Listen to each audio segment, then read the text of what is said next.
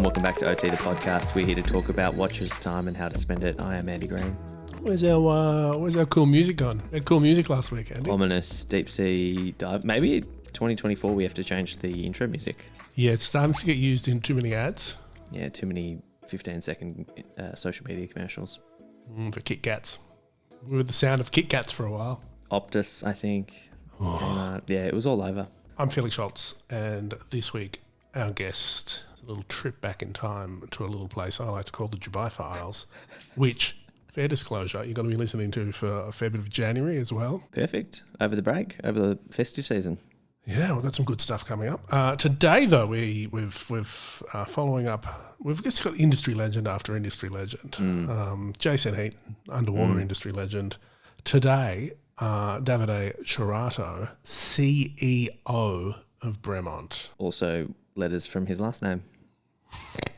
Yeah, formerly of that's Bob really good. And Tudor. And Tudor, HYT and Panerai, don't forget them. Yeah, little he's been around, but he's found himself in Great Britain at Bremont. You know what? Bremont also, big news, no spoilers, but they're going to be at Watches and Wonders. Got big things. Wow. He's teasing big things. Dates have been confirmed as well, so it's April next year. Which is great. It's I'm really liking that timing, April 9. A little bit later in the year. Hopefully the weather's better. It's going to make my print deadlines for the Revolution Australia 20, whatever it is, a little bit more stressful, but that looks like a 2024 problem. You know, hopefully I can get over to Watches and Wonders next year. Yeah. Maybe with the help from this week's episode sponsor, Zodiac Watches. No pressure, Zodiac Watches. That's true, but I think what Zodiac would be much better equipped at in some ways. Stuffing your stocking. Well, before we do that, I'm going to throw in the deep end here, Felix. What? I've transitioned our email list over to Substack. We promised it, and you delivered. Promised it. I just signed in. You use it a lot more than I do, but a lot of our guests, Jason Heaton last week, Gray Nato, Chris Hall, Tony Trainer, have got great Substacks. You can use the platform or you can use it as a way to get emails from us with new episodes. Yeah. So, I think we're going to move to a thing where we now just like email you in the new show notes. So if you kind of, don't log into your browser too often or your app streamer, you can go, oh yeah, that exists, and you can easily find them in perpetuity. A bit less on social media. Don't worry about it. It'll go straight to your inbox. We're keeping the Discord, which of course you should join. I can't wait to see everyone's Christmas gifts this year. We might even start popping some stuff from the Discord, like some little. I'm making more work here for myself, and I'm regretting it. As it stands, it automatically pulls through all the work that you do for the show notes. So it's not a huge amount more. The work that I do. It's almost automatic. It's more about what the extra value we can put in there. So maybe we have some subscriber-only content. Maybe we release episodes early.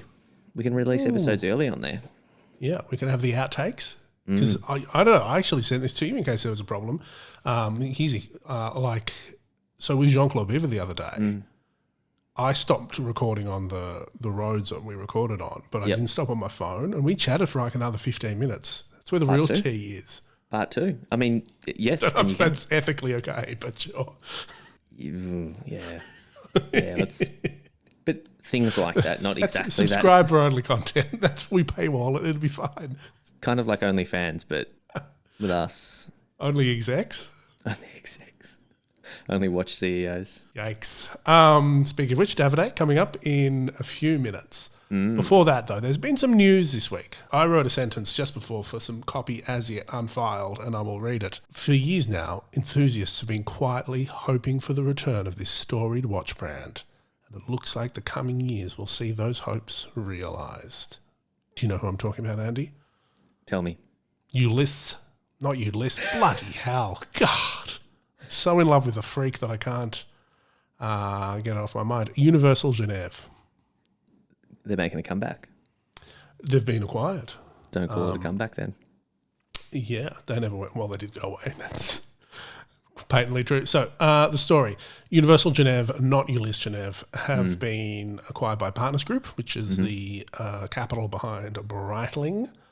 And it's I said quietly, it's been one of those like big unanswered questions in watches for, I'm going to say, like the last decade, because a lot of people have been hyping UG up, like Ben Clymer, for example, from back in the days, like, this is great. This is one of the best watches. And nothing. Radio silence. It will take a fair bit of money, I guess, to get it up and running again and to get it off, to get the rights.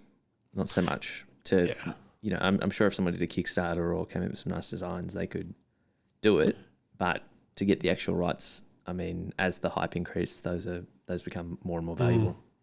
So what do you think? What do you think is your initial? I sent the Discord. The press release was in my inbox, and I popped it on the Discord immediately. What do you think about Georges Kern and his form and this brand, which it's it's a very historic brand, sort of 40s through to, let's say, 60s was the golden era. It sort of died off pre-quartz era. Pole Router's a big one. The Tri-Compact's a lot of chronograph expertise, which is not, I suspect, coincidental, given who's currently owning it.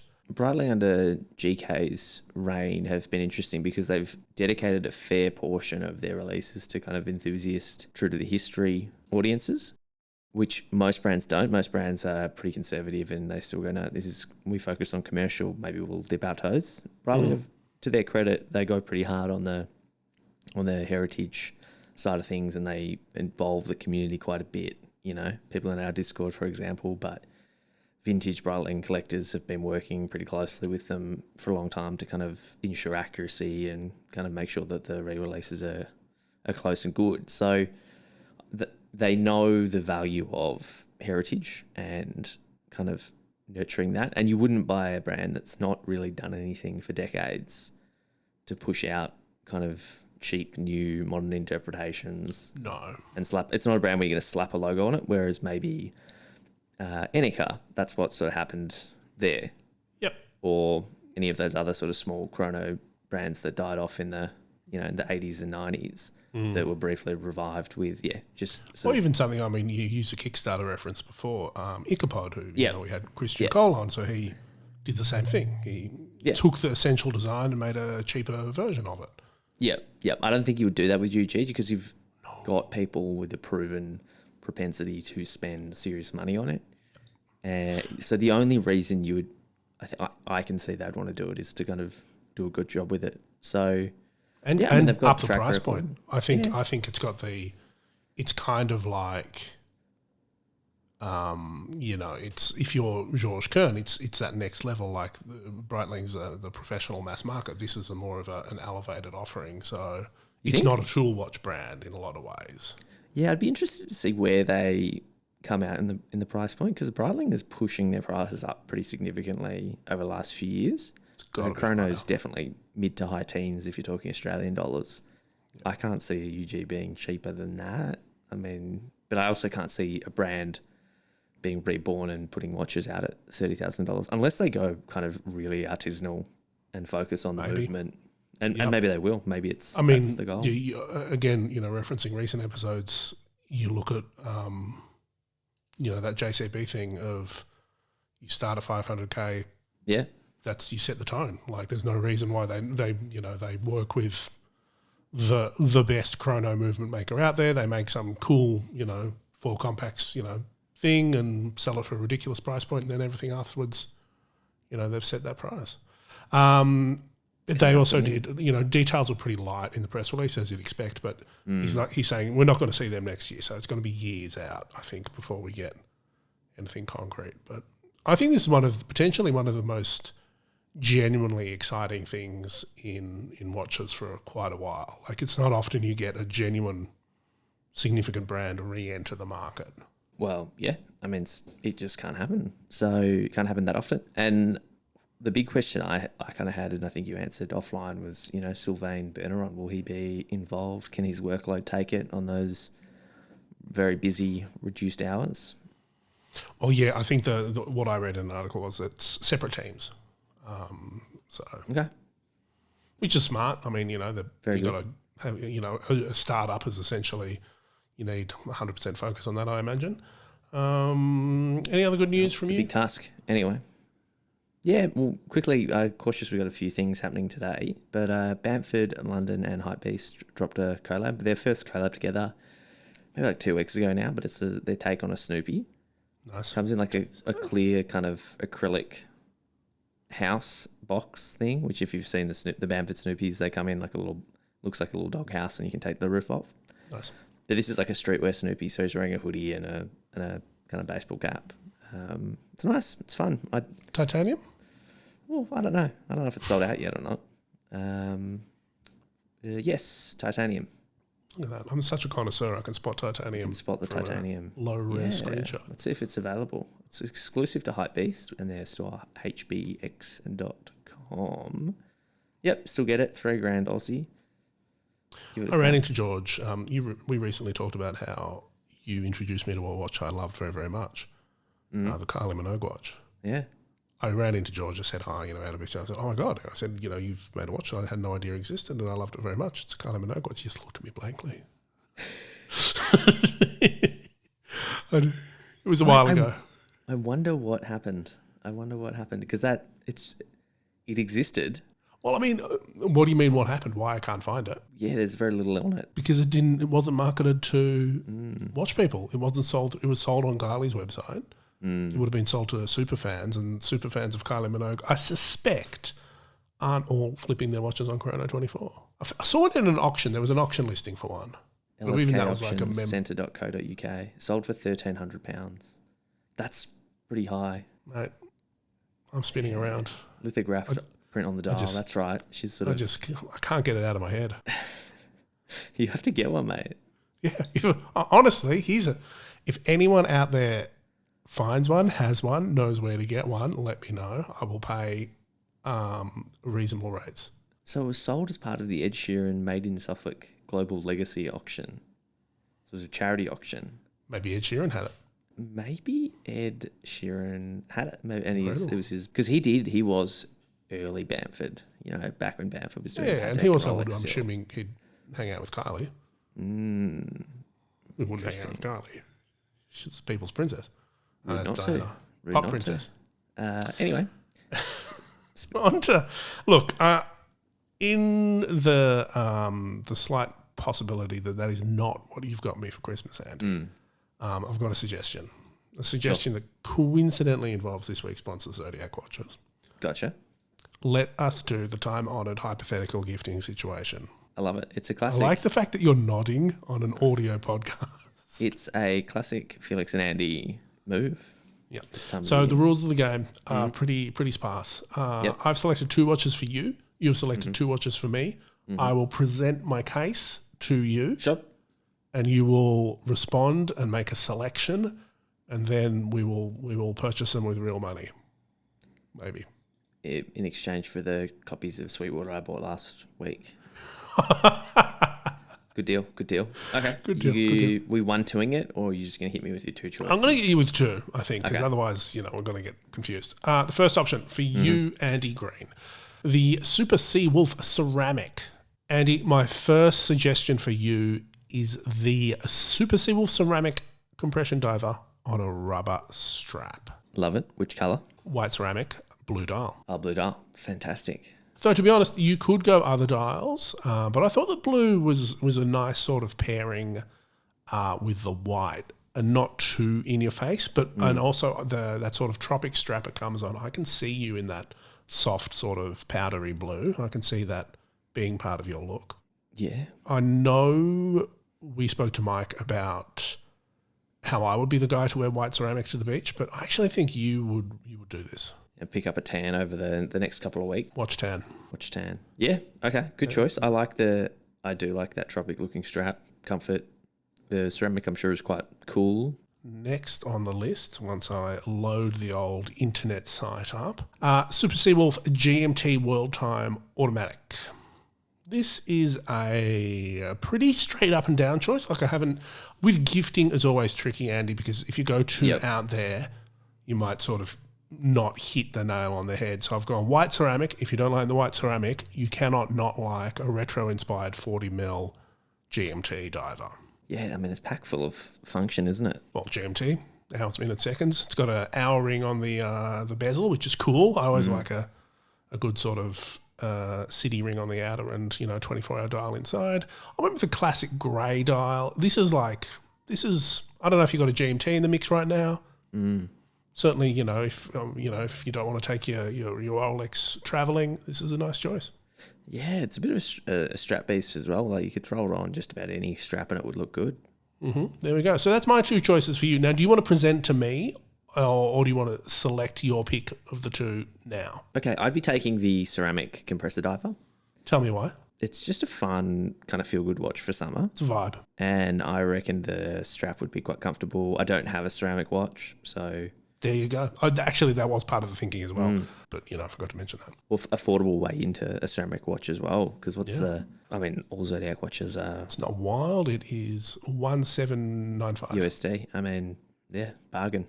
Absolute bargain. I got to say, I would probably choose the green dial with the orange kind of inner bezel for myself, but that's just a personal choice. That's me, though. All right, so for you, Felix, I've picked out two, as you can see on the slide.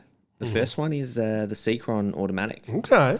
Blue dial, black bezel. It's kind of got like an aluminum kind of black bezel, kind of decent size pushes. Reminds me of the Zin, the Bund Energy Jubilee bracelet or Jubilee looking sort of bracelet, 5-link bracelet. Decent size power reserve of 62 hours. I think actually it's a 7-link bracelet, I should say, and it's still water resistant to 200 meters. But I reckon you'd rock this. I reckon that 7-link bracelet would kind of pinch your hairs in all the right ways. Nice. Yeah. So that's the first one, and you love something that you can change the strap on, and I think you have a drawer full of straps that would suit this. Watch number 2 is it's the Rolling Blazers collab that they just released. The GMT. It's a Super Seawolf. Blue bezel, comes with a kind of zigzag strap, gives me a bit of razzle-dazzle energy. And I know that you're a fan of this watch, so if I really cared about you, this would be the one that I got for you because I think you'd actually love it. I think, Andy, you just gone, Felix has got big razzle-dazzle energy. What do I get him to go with that? These are solid options. This is not necessarily where you were I was expecting you to go. The Rowing Blazers is an excellent shout. The chronograph's a solid shout too, but I am officially on the record as, air quotes, not being a chronograph guy. So I don't know if this is enough to win me over. I got to go the Rowing Blazers. There's a reason I picked what is essentially the less fancy version for you. It's great. I love that sort of 70s old school GMT style. I like the Rowing Blazers connection. And I like that razzle-dazzle strap. I'm going that. Amazing. Yeah, I think it's the perfect... I think you would genuinely love that watch as well. It's just fantastic. But Felix, if you're not like us and in front of a computer with zodiacwatches.com open, head to it to find out more about Zodiac. And if you're in Australia, you can view the collection online at Time and Tide or in their Melbourne studio in person, which you've been to and you had a great time and can vouch for the fit out and the service. We will link everything up in the show notes, of course. Exceptional. We have no more time to talk about Zodiac watches because we need to go back in time and talk about Bremont. Lovely. Let's get David on. Davide Cerrato, Bremont CEO. Felix. How does it feel? How does it? After this introduction, you feel being on the ring, in front of Rod on the left corner. Terry Stern in the right. From Hanley on Thames. The British. I don't know. I think that maybe this could be a new collaboration. Maybe Conor McGregor. Exactly. Not really. So how long have you been, I should know this, but 6 months. Six? What have you done? Time flies. A lot of things. Too many, perhaps. I should have gone slower. Started slower. So, why did you take the job? What appealed to you about working for Bremont? First thing, the people. Yep. I met many people. Actually, it was a very, very interesting process and thorough and serious about Nick and Giles, the founder, about our chair, and about our investors. And I found really, there was a fantastic match, kind of natural match. One of the things that came off was like, it's when you have, you have the right key to open a door, and it goes in, and all nature opens the door. I really believe in purpose and thing happening not by chance, and I think we met just at the perfect time. I spent 16 years of my career in the same market segment. I had an experience in independent watch brand, which made me feel quite thoroughly, all the freedom and all the opportunities, but also the challenges that you have as an independent. Yeah. And I really love the market segment. It's super competitive, but I love the challenge of, you need to deliver everything else that any other brand much more expensive does, but in a 2,500, 2,005, price point, which is super, super challenging, but I love it. Yeah. And the brand is fantastic, 20 years story, one of the independent of the early 2000s that are still there. There are not so many that survived. Certainly not at that scale. Exactly. Yep. And, a very authentic story. And, someone said also like a rough diamond. In a way it is. The company has been developed in UK very smartly, in a very organic way, grabbing a little bit all the possible opportunities. In UK we perform super well, but it's almost unknown anywhere else except a little bit in US. So there's a huge room to go. We'll talk about that rough diamond in a second, because that's interesting, I think.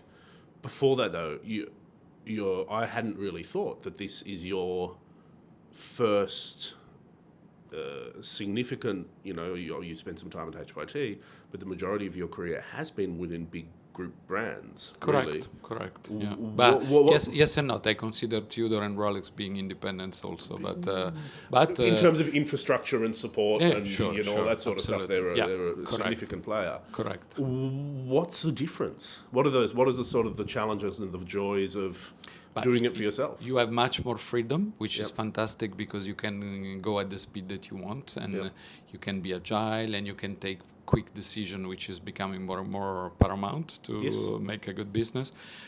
You can also be, if you want, much more consistent. And what I learned big time from Rolex is the power of consistency.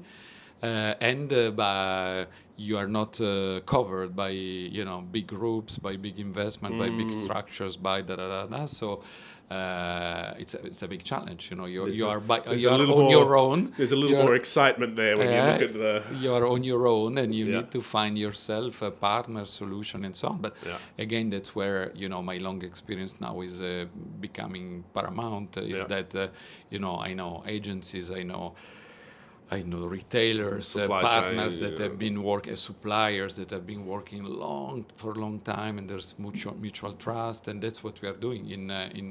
In a very quick time, I've set up a fantastic executive team around me. I brought in a new CSO that comes from Jaeger-LeCoultre, long watchmaking experience. I brought in a COO that comes from Switzerland, from long years in the Swatch Group. I brought him a CMO that comes from other environments, but has really a global, has been living in Netherlands, in US, in Hong Kong, in UK.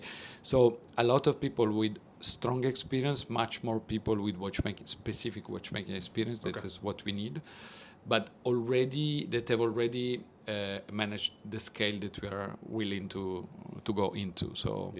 Very interesting. So you've just mentioned, obviously you are not English. I don't know if you're aware of this. I'm aware. maybe the I pretend that it's with your so Morgan and your picnic blood. I have a so lovely accent. So you're. But it's interesting. I'm not. But in a way, I've always bending towards British culture, British style, in a very natural way. And everyone was already make jokes with me, saying, you're morphing into a Brit, and I own a Morgan. Really, there is so much. So in a way, also now I morphed completely into a Brit. But so how is that going to impact for a long time? I think the strongest. Sort of USP of Bremont has been that British identity. Yeah. Is that changing? It's not changing, but I think is becoming one of the component of while we add other components that are fundamental and that we need to grow. And the first thing that I did is because the company grow in a very organic way, the result was a little bit of excess of complexity. We're running a 6 months a program that is called Simplify to Amplify. And, too many stories, 65 actually. Now we focus on a single one, which is adventure and exploration.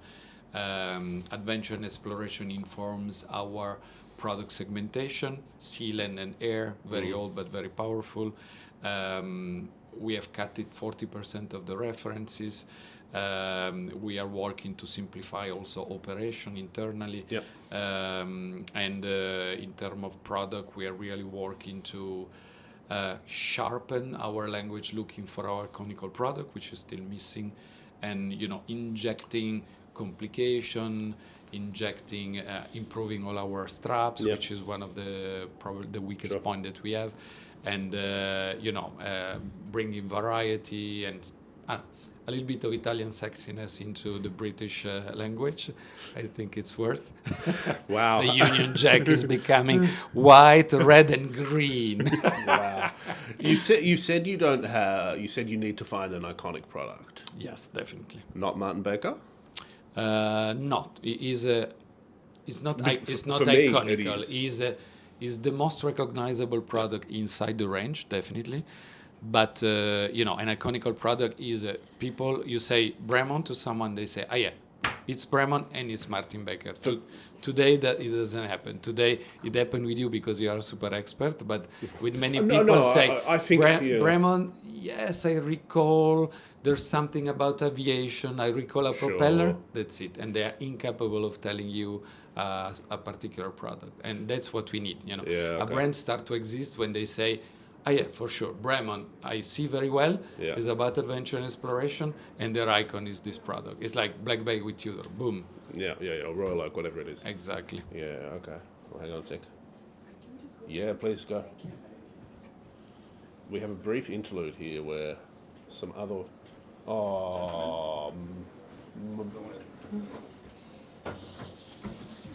That's all good. Okay.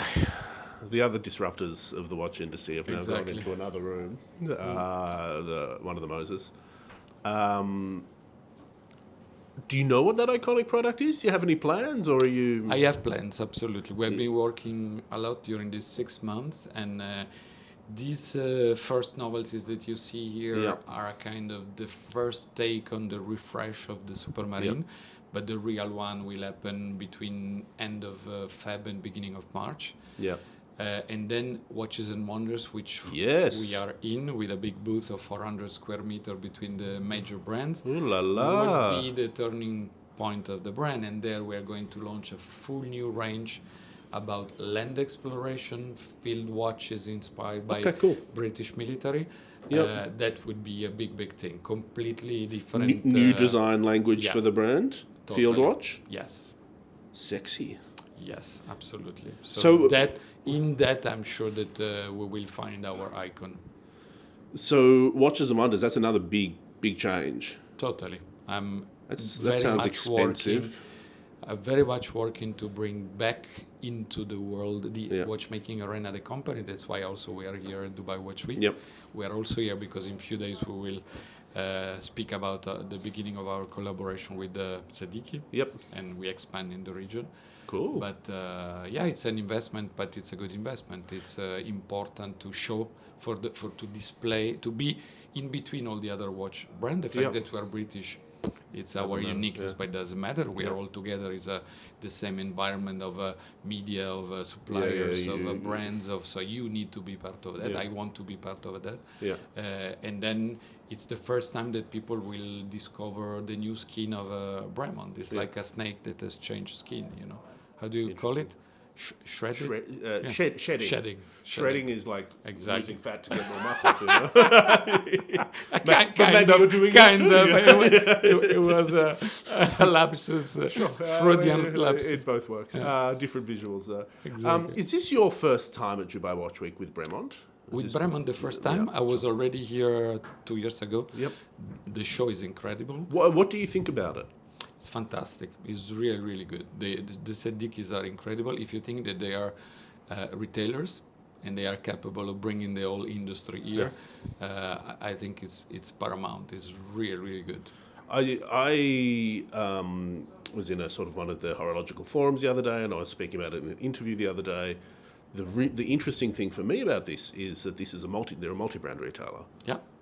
And that sort of goes against the trend of, certainly, Richemont and Swatch Group, where it's all monobrand boutiques and they're focusing on their own, internalized operations and not working wholesale so much.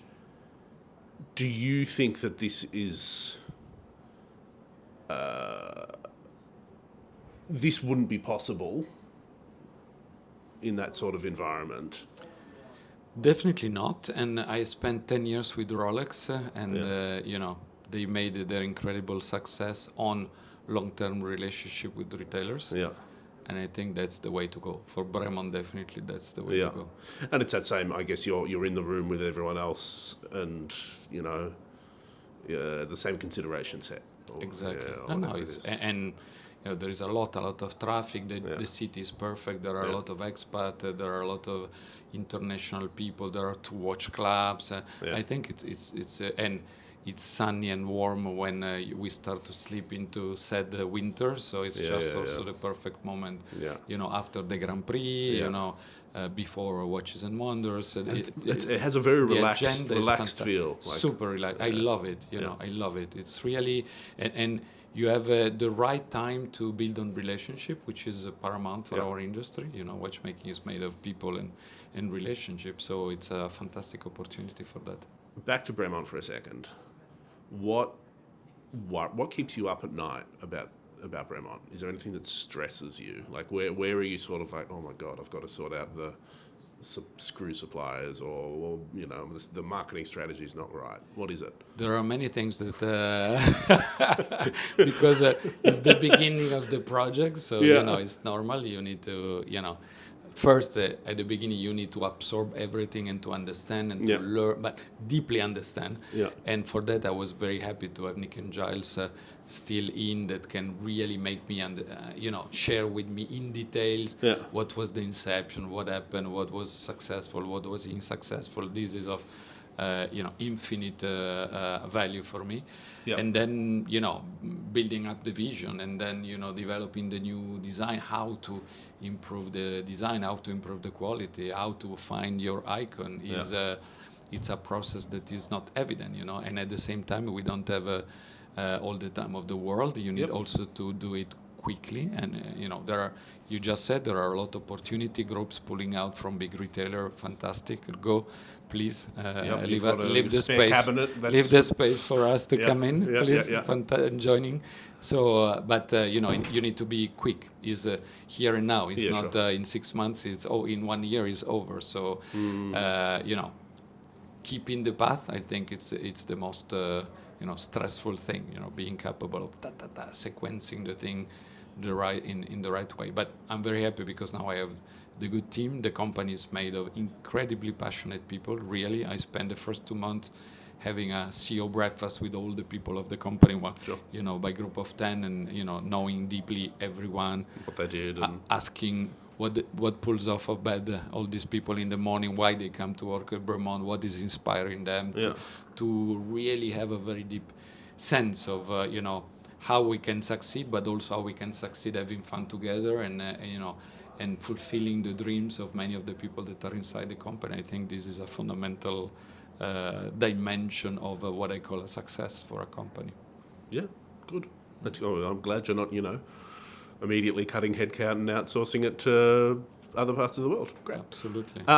You mentioned Nick and Giles, obviously the founders of the company. Are you the first CEO that is not Nick or Giles? I'm the first CEO that is not Nick and Giles, correct? Is that, are they ready to hand over their baby? Or is it a... They are. Is there a little bit of... Are they poking around and be like, I wouldn't do it like that? No, they are ready. That's when I say, things happen when it's the right moment to happen. And, that I know that they went through the process of realizing we need some external help, we need someone coming really from the market and know in detail, but someone that they can trust, that where we have a proper relationship. It's not easy to hand over this kind of thing, to hand over the product part.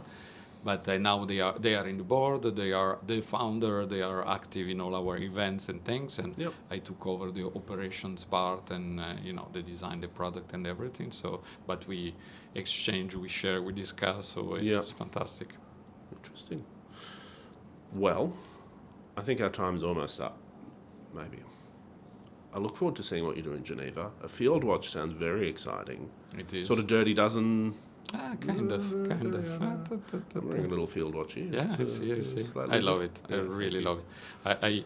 I went through many war watches, books. Okay. Incredible. I found 2 of them that are gigantic. One is about British military watches, and the other one is German military watches. Sure. Really British one's huge. probably the better bet to go with. Absolutely. But really going, you see them, you read stories, but it's different when we really want to go very deep into something, and I love it. So one last question. Are you concerned in that sort of like a lot of watch people get caught up, partially because watch brands have spent their entire lives selling them? Are you worried about authenticity in that space?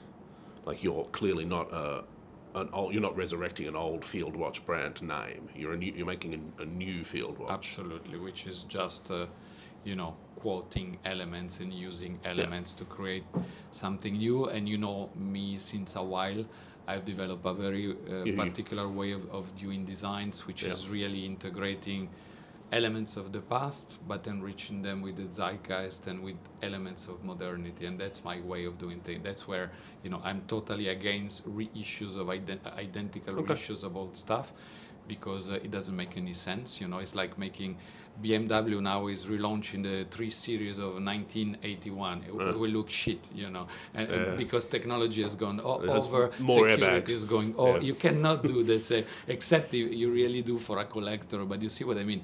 Times goes on, and proportions are changing. You can do the exact, because at that time that nailed it, the zeitgeist so well, but now the zeitgeist is different. So, the technical elements change, the material change. So you really need to work with these 2 elements, and the way in which you can integrate the 2 is what makes it unique, and we gives it another spin, another run of life. You see what I mean? The previous one is gone. It was in the past it was successful, but if you want to relaunch, to refresh, then you need to update it. This updating dimension to me is paramount. So I can't wait to see it. And perhaps one thing that we didn't discuss in detail, but is super important, one of the other very important things that I'm doing is that I'm lowering down some entry prices, and I'm launching the new field watch at a much lower price, because I really think that the soft belly of the market is between £2,000 and £3,000 for us. Sure. So, and the company was starting a little bit too high. Yep.